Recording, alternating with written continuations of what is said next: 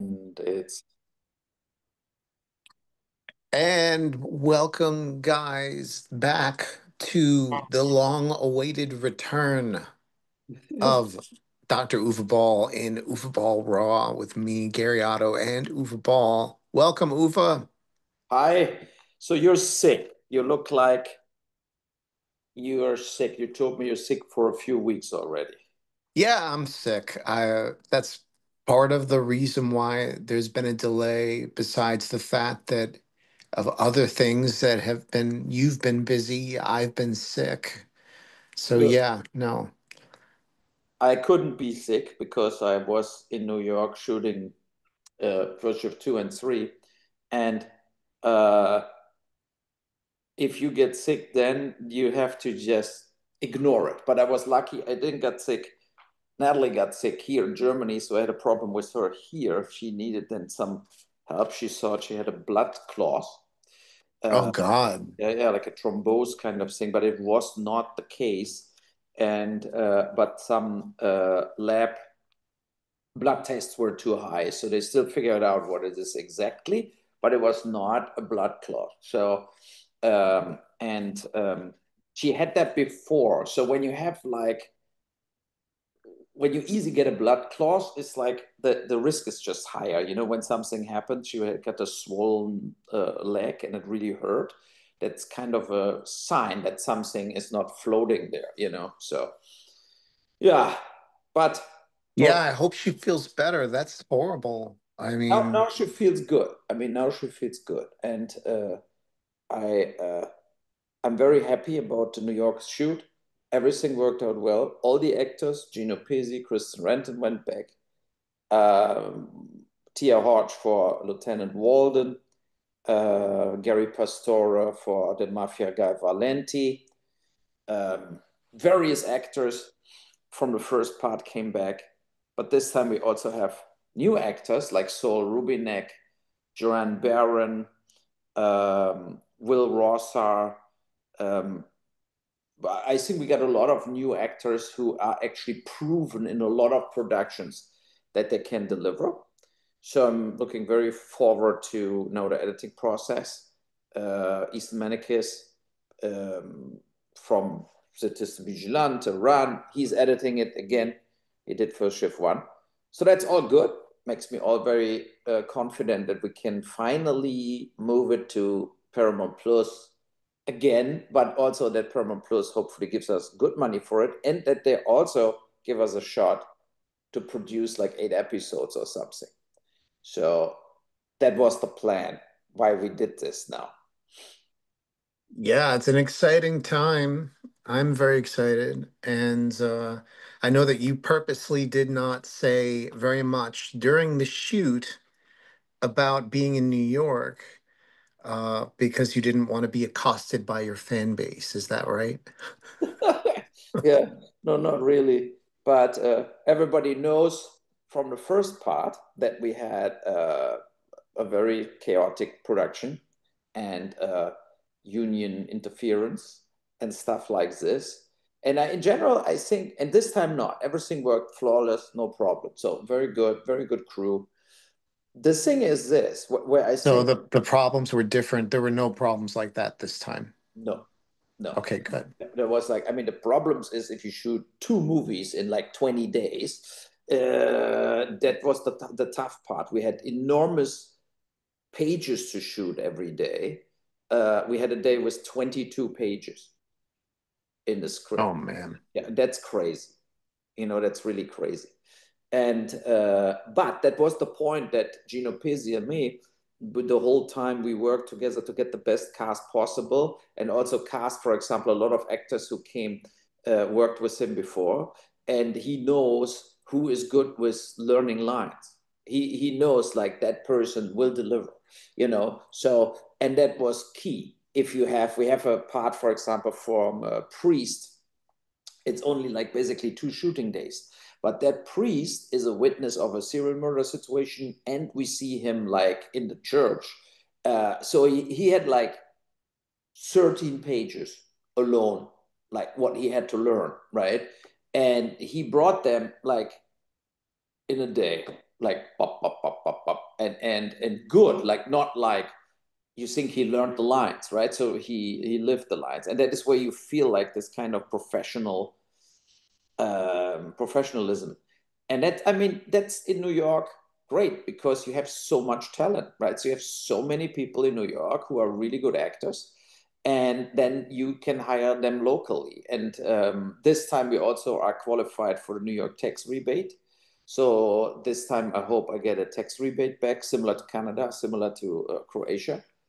And all of this uh, made me basically being in a positive mood about everything, you know.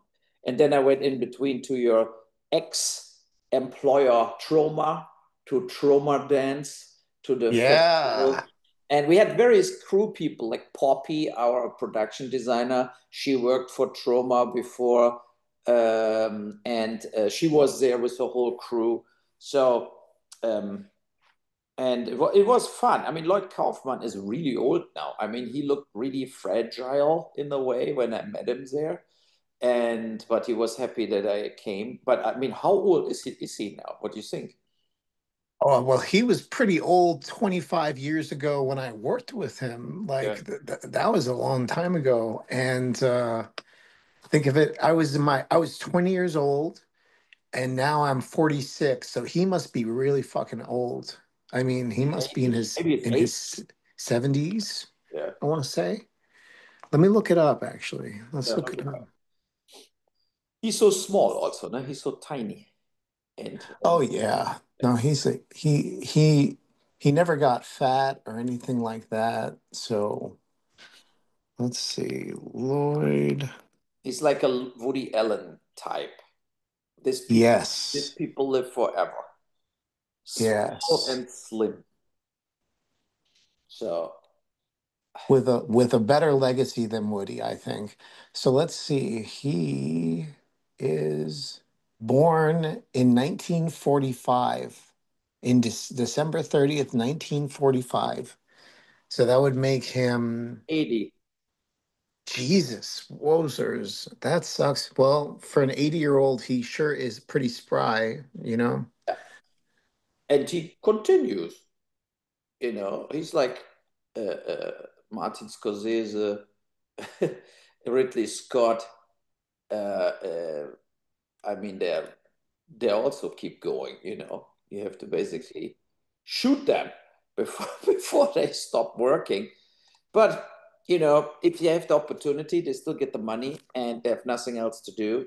You know, they're not like having a family anymore. I think Martin Scorsese never really had a family, so why not keep shooting? You know, and So did you see what Ridley Scott said in the news recently about how all modern movies are shit and he only watches his own movies now? yeah, but I doubt that he's watching then his Napoleon movie with Joaquin Phoenix a lot because that was shit. So you know, Do you think that it'll get so bad that you will watch only your own movies? no, no. I'm too interested in watching all kinds of movies. I watched in the airplane last Showgirl with Pamela Anderson, and Oh, I felt it's a little like The Wrestler with Mickey Rourke. You know, you have kind of a washed up actor playing a washed up person. So, and that's like this kind of comeback movies. What worked in The Wrestler was clearly better as the last Showgirl. But I mean, it's kind of, she is kind of a dancer in Las Vegas, but I mean, she's like 55 or something like this, you know. And all the other dancers, the other actresses, they're 25 and 30. And then she gets fired and her whole show gets closed because it's just over, you know. And then like her whole world is collapsing. And but she plays it in a, Jamie Lee Curtis is in it too. And Jamie Lee Curtis plays even an older kind of dancer who is now in the casino just serving drinks and still dreams from dancing or something. So it's a very, I mean, Las Vegas can be really depressing. Let's say it this way. You know, when you have the loser stories in Las Vegas, then it's very, very depressing. But it's not, the movie didn't went so deep down to a disaster, negative, depressing show as The Wrestler was, you know. So but in a way, there are a lot of this kind of movies. You know, I mean, the last Rocky movies with Stallone were also this kind of, you know, the last attempt I need to, like Rocky Balboa. People like this underdog things, but in the wrestler or last showgirl, she didn't. They don't win. That's the reason the movies were not big hits, but you get definitely nominations. Or like the last Rambo. Yeah, exactly. You know, That was a fucked up movie, dude.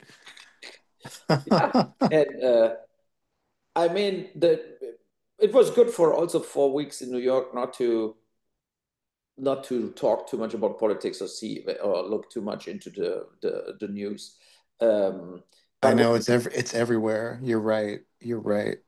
and it's a good antidepressant not to look into the politics too much, and but the thing, of course, what happened there was that Charlie Kirk guy got shot. I already did a video about it. You know, I'm not a Christian, so I'm an atheist. So I think all this hocus pocus religious stuff is all total bullshit. But he definitely was not a crazy conspiracy theorist or whatever, what the people wanted. Like some people wanted to make him like a right wing Ku Klux Klan member. And that was also, it's just wrong. That was not what he is. He was an ultra Christian who could talk very good. I mean, the videos, like he was very rhetorically on the point on most of stuff.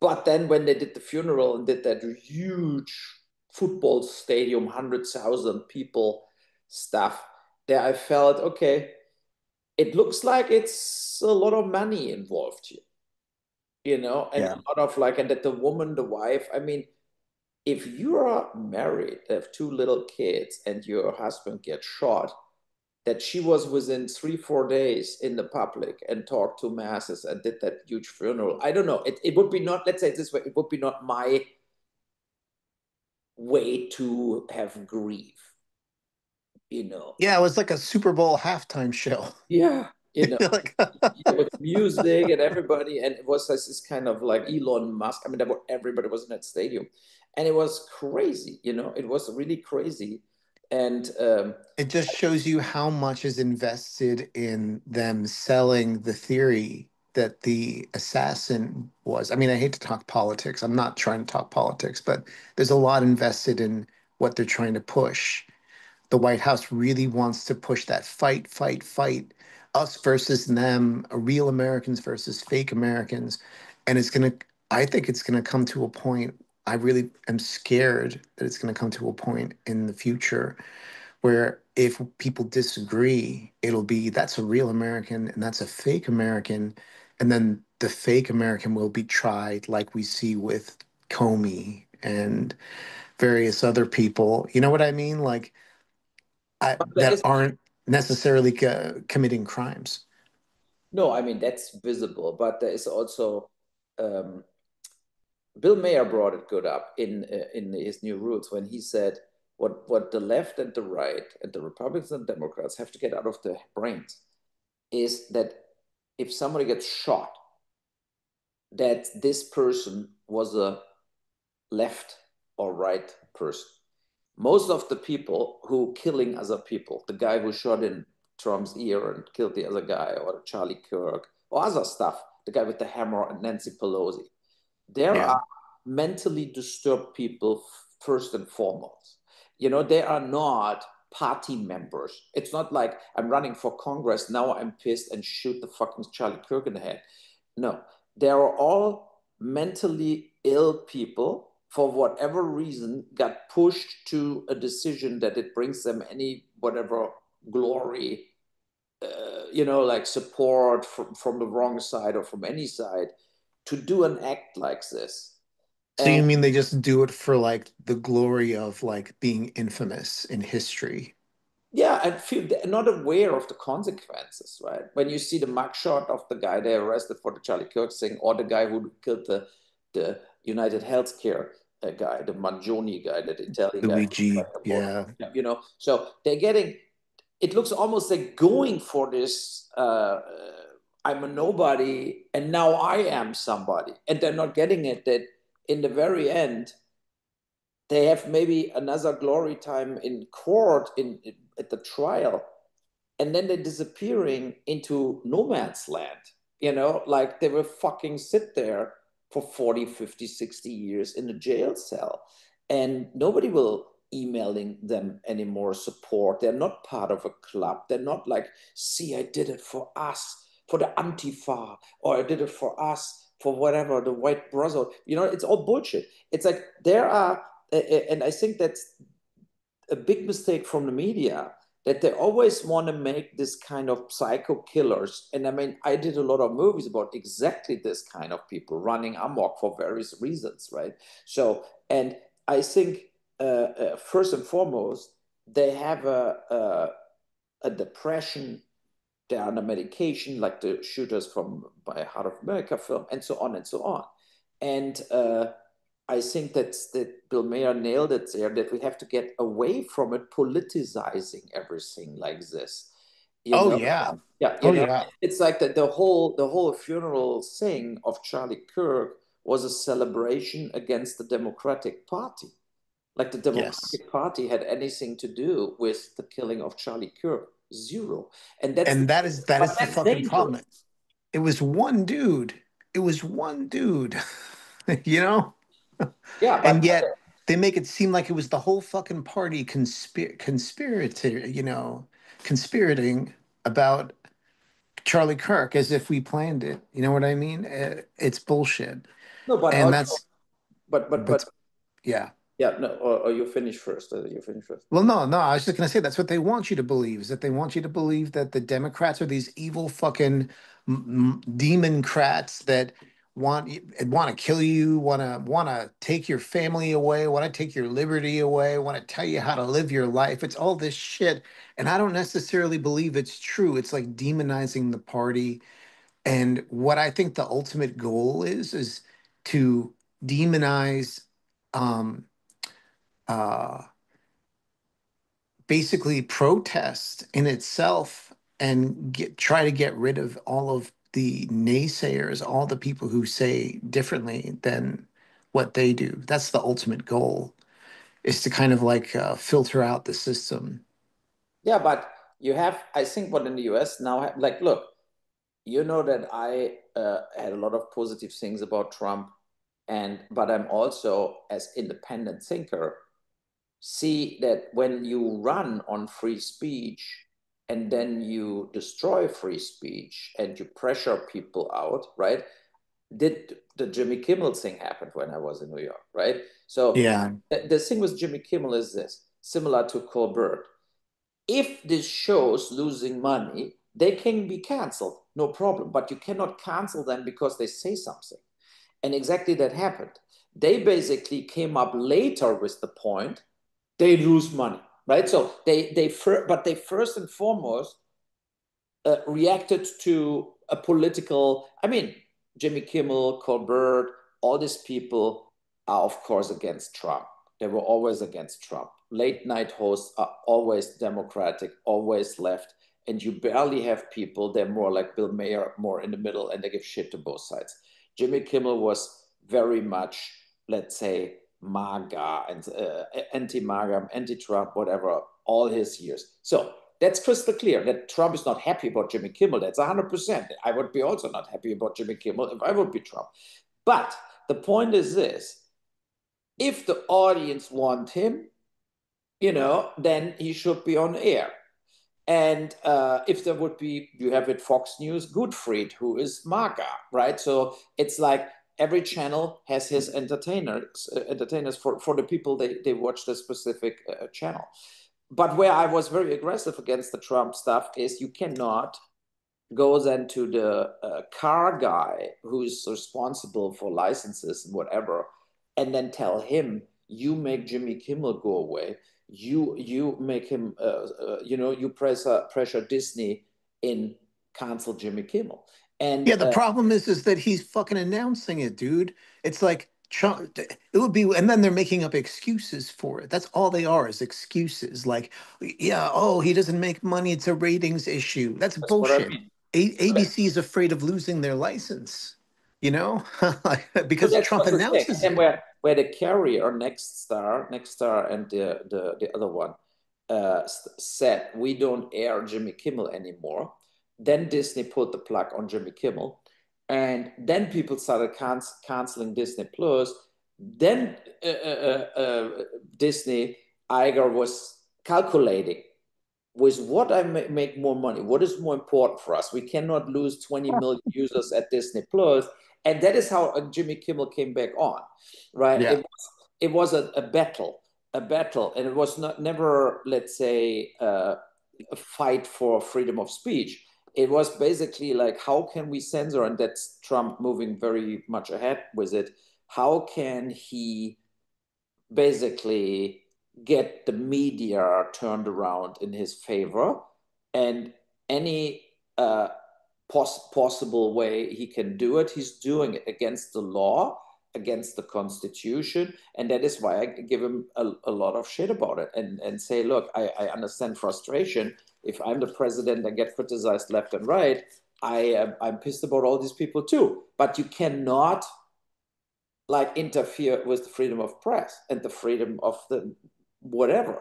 You have to leave it to the audience. You have to leave it to the companies who put things, who produce things. And that's where I criticize him for. Also, the fact, for example, on Twitter, I'm still shadow banned. How is that possible, right? If they run on everybody, and especially Elon Musk, who says you cannot have the censorship, you can't blah blah blah blah blah, but strange enough, he didn't unshadow ban me. And I assume if I'm shadow banned, there are still millions of people shadow banned on Twitter, and they never revoked it. And that's the thing. So that's for me where I'm getting allergic. The same stuff with the Epstein files. If you say I release all the Epstein files and then you don't because I'm in it, uh, that's not the way the deal was. That was not the day he promised to be the president. Dude, I read some article the other day about some guy who claims to have seen pictures of Trump from Epstein himself with naked, topless, underage girls. So, like, there's probably a ton of really damning evidence in there. Yeah, And but it, why is it not really leaking? Why that photos are not somewhere I can see? I don't know. I think, honestly, I think it's because it's like a camaraderie. Like they're all presidents and they don't want to make each other or the institution of the United States of the presidency look bad. You know what I mean? Because it would be a huge conspiracy. It would bring down, it would make them look like laughing stocks. You know what I mean? If they knew that Bill Clinton and Donald Trump, but I'm sure that both of them were involved in this in some capacity, and it's going to make both Democrats and Republicans look bad. So they were kind of like, "Oh yeah, let's just bury this and forget about it." But I think there's a lot of mystery behind this. Like Virginia Goeffrey, whatever her name is, how do you pronounce it? She just suddenly commits suicide. You know what I mean? Like a lot of people are just related to Epstein and related to Trump and related to this case, just suddenly very close to this case have died. And that's pretty mysterious to me. I mean, I would love to talk to her, and especially in this time when all of these victims are supposedly coming out, wanting to tell their stories. And what did one of them say? That Trump was his biggest bragging point, was Epstein's one of his biggest bragging points, and all sorts of fucking weird shit, like that Look, Epstein had a first edition of what, Lolita. yeah, 100%. But think about, what? So it's proven now. He sued Murdoch for this, the little picture he drawed for Epstein from Oh the yeah. web. So, and I mean, the lines he wrote under it, like, let's have a lot of secrets still with, like stuff like that. It was a line. So if you write like sweet secrets, right? So I mean, that was an admission of guilt. Let's face it, right? I mean, if you write that line under, you scribble a naked girl and give it to Epstein, your best buddy, It's like a big yeah, I would say How can he be then not involved in any kind of sex parties or whatever, right? So, and that's insane. That's that was for me like damning evidence. And uh, I mean, he got away with so much in the past, right? That he just says, it's not me, it was not me, blah, blah, blah, blah, blah. And he knows at times then it goes slowly away. The pressure goes away. But he lost a lot of friends like Tucker Carlson, Candace Owens, all that big podcasters, Joe Rogan. They insisting that the Epstein files getting released. And they're not big Trump fans anymore based on this. He lost a lot of support from these people who made him president, because without all that podcasters, he would never won an election. That and that was a thing where I feel also like that shows that he doesn't care about them anymore. Okay, now he's in power, and you see also how his wealth grows. His Jared Kushner bought with the Saudis together EA, like Oh, Electronic Arts. I heard electronic about art this. for That's 50 fucking billion. crazy. 50 billion. And I mean, Jared Kushner didn't provide it more as 200 million, and the rest paid the Saudis. So now you know also why, whatever, all the comedians go now to Saudi Arab to perform comedy. I mean, the Saudis have the money, and and they, like, if you can be like a prehistoric Islamistic linchpin and execute people daily, if you have enough money, nobody cares. If you're a poor Islamistic country, everybody hates you, right? Yeah. So Afghanistan, whatever, Syria, Sudan, whatever, then everybody hates you. Well, did you hear in the news that Mega is really going crazy because Trump gave Qatar a base, a military base on the US? No, where? Yeah. I don't know. I have to look it up. Let me look Thailand it or what? up. I'll look that one up too. Hold on a sec. Yeah, That just hit the news today. Hold on a second. yeah. I'm in the military. In why? No other country has in America a military base. I mean, that's Qatar, US military base. Qatar. Why is Qatar building an Air Force training facility at a US military base? 5 hours ago, yeah, Defense Secretary Pete Hegseth said Friday that the United States will host a Qatari Air Force training facility at an Idaho air base. Hegseth later said the airbase itself would remain under US jurisdiction after his announcement triggered online backlash from those mistakenly thinking the decision would amount to having a foreign military base on US soil. But even so, why are we training Qatari fucking people in the US? Qatar would not be the first country to send its pilots to train with the US military. Air Force units from friendly countries such as Singapore and Germany are hosting training facilities in the United States. That's fine, though. I yeah, don't know. yeah. I mean, that's in the US. They train them. Maybe Qatar pays money for it, but the point is uh, that In Idaho, in Idaho, potatoes. there's nothing. They need jobs from Qatar. So, naja, I know. I mean, a lot of things like this they happening. And as I said, I criticize Trump.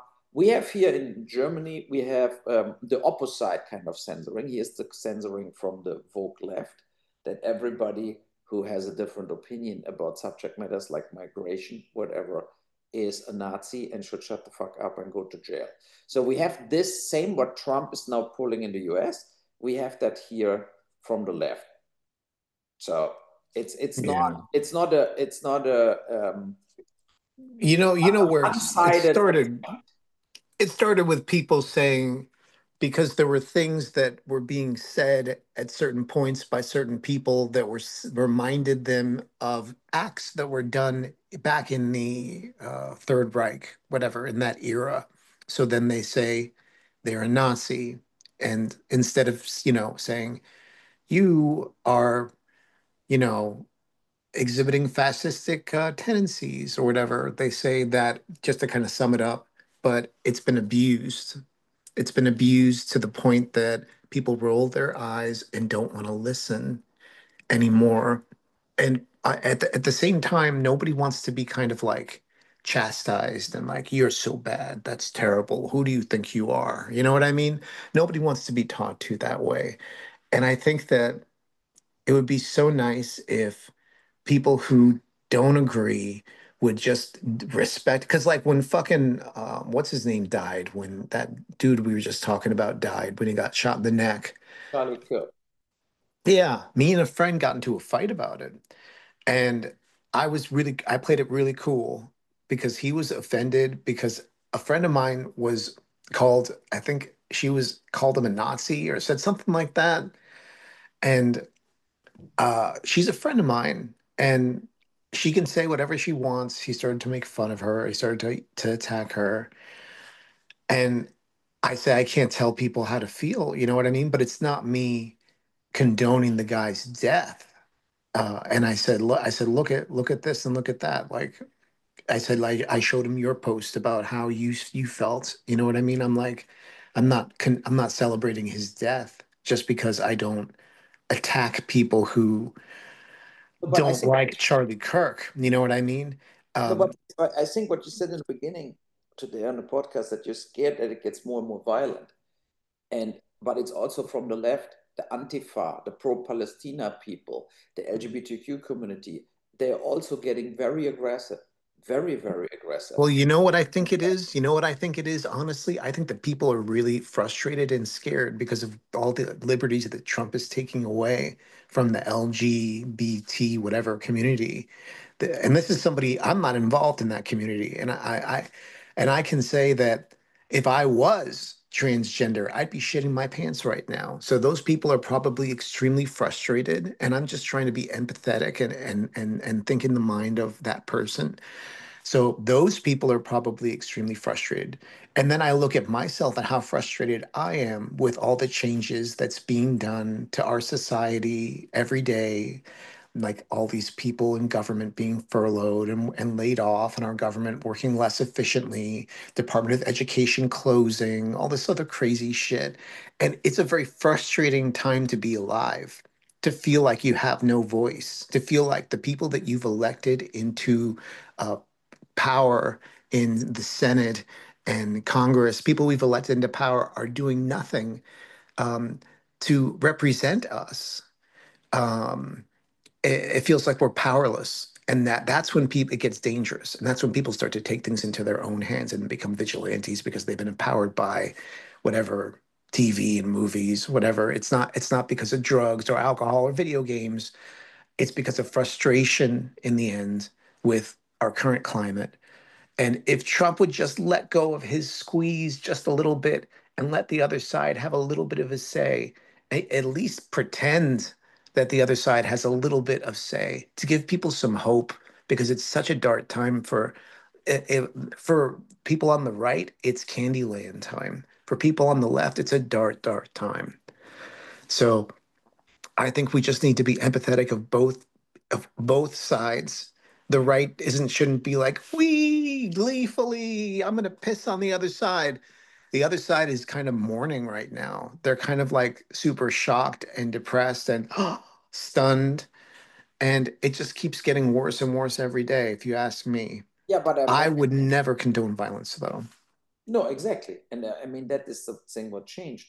There were people celebrating Charlie Kirk's death, like that guy deserved to die based on the stuff he said. And And that's too far. that's That's too too far, far. period. Yes, it is too far. So, Because, you I have mean, to accept, like, that's the same thing when I have discussions here, saying about the migration in Europe. A lot of crimes happening. That's the reason for my films Run and Citizen Vigilante, right? So, and the thing is this, you can be completely open for migration. You can be, as you see in New York, there are 100 different from 100 different countries in New York that live together and that all do their thing, right? So, and uh, where I draw the line is when you go in a different country and you turn just a taker or a criminal, then you have no business there. So when you say this in Germany, you're now a right-wing nut. And that's the problem. The Yeah. problem is in England too, people getting arrested criticizing migration. So they're getting jail time for it. Oh So yeah, the UK, they'll arrest you for online posts. yes, that's insane. And that's the point. I mean, if the governments don't see anymore the difference between action and talk, right? So then they're not getting it. If they think talk is more prosecutable, like even worse as action, and when you have then rapists getting 1 year psychological evaluation instead of any jail time, because these poor guys they couldn't handle it, they had to just rape that girl. Uh, Ah, in other, no, it's true. In Europe, you have I that, hate to laugh about that, but I but it's mean, true. That's exactly yeah. what's happening here. People getting off the things with, oh, he's only 17, he's from Afghanistan, he was sexually oppressed, whatever. Now he sees a girl in the bikini, he had to rape her. So, but what's happening with the girl? That there are over and over judgments like this in Germany. And so, and that's the thing where you divide the people more and more, where you think, okay, he didn't actually violent crime and he gets no jail time. But the guy who said to the whatever German foreign minister, she's a fucking cunt, who said it in a Twitter thing, gets a year. Like in Germany, nobody went to jail for it, but you get like harsh, like money penalties, right? So you feel like it's off. Something's off. So, and I feel Really? So that happened in Germany? yeah, that happened. That's the main case in my movie Citizen Vigilante. I put in Citizen Vigilante a case from Hamburg where 13, 16 to 18 years old migrant boys raped a 14 years old Hamburg girl. Nobody went to jail. Nobody. The judge said they're all poor migrants, whatever, and they're living free in the same city where their victim lives. And she is absolutely horrified that she basically can uh, uh, uh, cross Like, yeah. the. So and that case was for me the trigger point to do Citizen Vigilante. It's not only Citizen Vigilante goes also against other crime people, not migrants, but that one it's one of the things what then Army Hammer and Citizen Vigilante is doing because he felt like what the fuck is this? So and he goes after the judge, because who is really guilty? These are people they judging the judges to say, look, whatever, like that there is something wrong with them. I don't know how they got educated, but there's something wrong. If you completely forget the crime and you only see people as a victim, then like perpetrators as a victim, then something is off. So, and there's nothing positive if Charlie Kirk got shot or Trump got shot or anybody like the husband from Pelosi with the hammer. That there's nothing positive to it, and there's nothing to uh, um, to basically celebrate.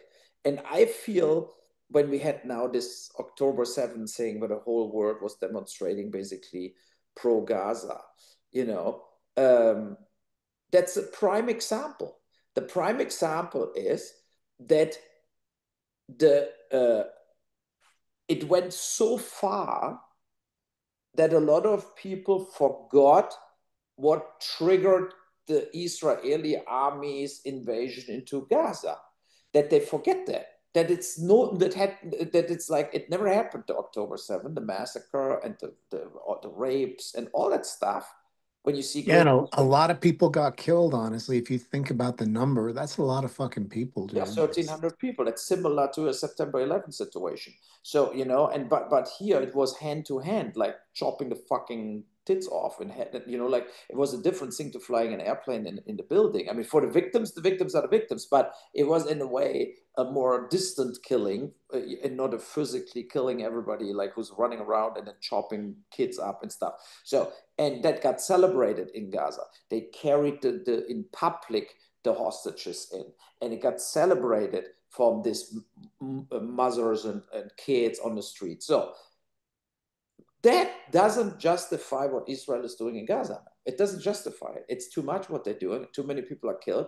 I looked on Google Earth. I looked it up myself. It's really Gaza City is completely destroyed. That's ridiculous, especially if you have no plan where to put the people then.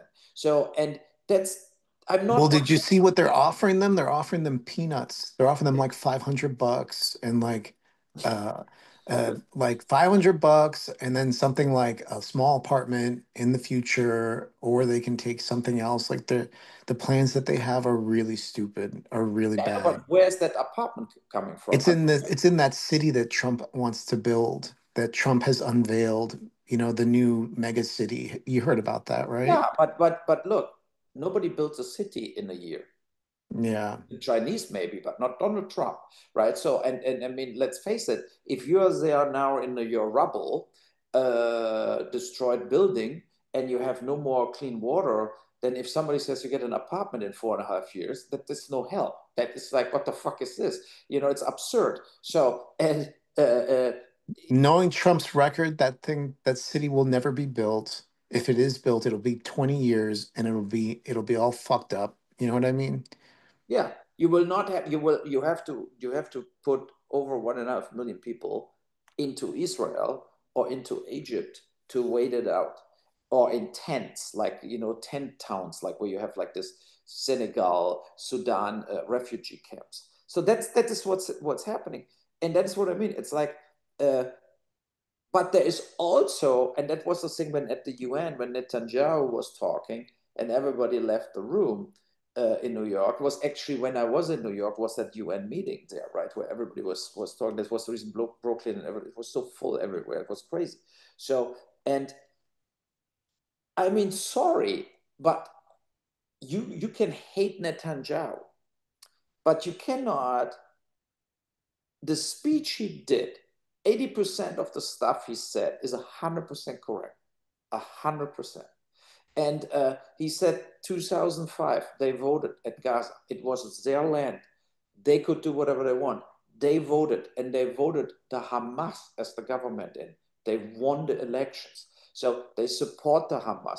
They supported thousands of basements where they were hoarding weapons. They celebrated every attack on Israel, every exploding bus, record shooting all the time. He said, what would be if Mexico would just regularly shoot records into US, like regularly, like every week, 20, 30 records. He said, that's what happens from Gaza to Israel. They have the Iron Dome, so they catch the records. But the reality is that he said, like, but that's all the facts. And then on October 7th, they went and killed 1,300 people, took 800 hostages. And then what are you expecting what Israel will do after it?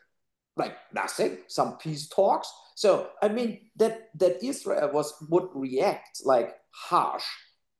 I'm 100% pro-Israel there, but I'm not 100% pro-Israel anymore if it's dragged out over a full year, and then it's more and more people starving to death, and it's more and more total chaos, and it's obvious that you don't get the hostages back, and you don't reach your target. You know, Well, it wasn't done in a humanitarian way. Like children were starving. yeah, that's what I That mean. was, yeah. No, but and there was like people. Tucker Carlson was a guy who was there, a U.S. military person who was there to distribute food, and he said in Gaza City you could not distribute food to anybody. He said they were shooting, like both sides were shooting. There were fights, right? And he said we cannot distribute food in an active war zone where like any moment the hand grenade could explode by you, right? It would be like it's impossible. And he said they were not agreeing. The Israelis were not stopping to fucking bomb and not stopping to fight. And he said that that's a no go. You have to say between whatever 10 a.m. and 2 p.m. there is no bullets here. Nothing will happen, and they can deliver food to that because the majority of the people live in Gaza City. And then Israel said, but there are other places you can get food. Yeah, but if you don't have a fucking car and you're in a war zone, you cannot walk 30 miles to get a soup. You have to bring it to them where they actually are, right? So, and that was one of the big problems. It was a very good podcast with this guy on Tucker Carlson. And and that was the thing where I feel like that's they lying, the Israelis lying, and they went on a revenge and on a revenge maniac spree, but also similar to Zelensky in the Ukraine. Netanyahu knows as long that war goes on, he is safe. They had so many Yeah. times where they wanted to put him in jail, where they wanted to charge him, where they got rid of him. So he knows, similar to Zelensky, as soon as that thing is over, they focus back on him. Well, he was in the middle of trials when this happened. What? Yeah, Yeah. of course. Yeah, but they're all on stop. They're all on hold based on a national security. Yeah, yeah, no, they forgot all about him. Yes, and that's the thing. But let's do the last thing now, very quick. Our House of the Dead, 23 years later, Return to Zombie Island idea. What I'm, uh, let me explain it in a way I told it to you yesterday. So, Sony and Paul Anderson will do House of the Dead, a new movie based on the Sega game. My movie will be, of course, discussed again, seen again. It's the original, and we will be in all the articles. When people talk about the new movie coming up, they will talk about our movie. So I contacted all the old actors from the first owner, Grower, Johnson Sherry, Will Sanders, and Tyron Letzo, everybody who was in the original. They all said they would do it again. They would come back. And I said, but you would be turned into zombies, right? So, but maybe you can be a little more intelligent zombies, like you can talk a little or whatever. So you find a way that they can communicate. They were all excited. They all said they would come back. So I felt I cannot name the movie House of the Dead. So, but 23 years later is actually 23 years later now after the House of the Dead movie. And it's also a parody on 28 years later. And then at the same time, Return to Zombie Island, I think people will understand what's happening. And I think it's a great idea. And we did, like on ballfilms.com, people could pre buy stuff, put even themselves in the movie. And I hope our listeners will go on ballfilms.com and maybe buy a perk right now. We're getting some money together to. And just know that if the film is not made, you will get your money back, guys. And this Yeah, is and we're like not kind of, counting on, it's not like Postal 2 this time. It's not a crowdfunding in this way. I'm not counting on financing that movie with this perk. But if we get a fan base just putting some money in for a media book already, whatever, it will help. And it shows also that the fans are still there, that they want the product. And I still calculate that we can get that movie financed with sales, that people, Lionsgate or whatever, they're looking at the project now, that other film companies, other buyers, the buyers from the original film, that they hopefully will shove some money over. That's my game plan. And I feel good about it. It would be, I watched the film 2 days ago in Hamburg in a kind of a Best Buy market. They have a whole gaming section and they had a movie theater. And 200 people bought a ticket for $6 to watch this with me in attendance with the podcast. And it was a great evening where you had so many people that wanted the signatures, whatever, they had the DVD with them. And most of them said in the question and answering situation, they said, look, we loved the movie. It's stupid. The movie is stupid and funny and stupid and gory, but it works as it is. It's a campy horror zombie movie, and that's the way we want to do it again.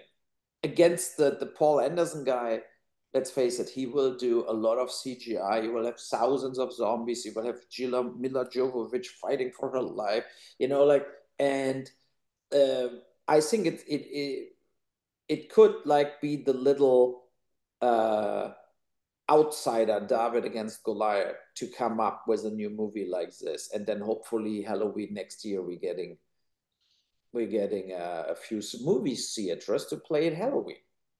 That's the yeah, plan. it's going to be great, huh? That sounds really cool. I'm really excited.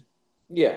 So, and everybody who goes on ballfilms.com find there the 23 years later, but also maybe everybody should Twitter it around, should send it around, share the link to everybody.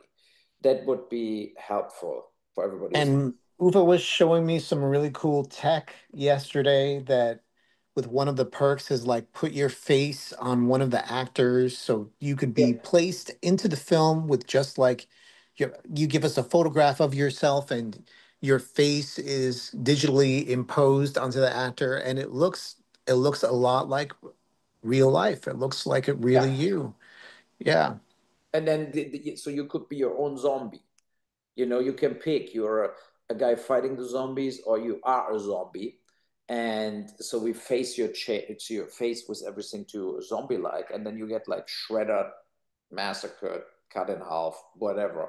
And so you get then in the end a DVD with your scene in the movie. So I cannot promise everybody who we posted the photo will be in the final of the movie, but I promise you get a copy with your scene in no matter what.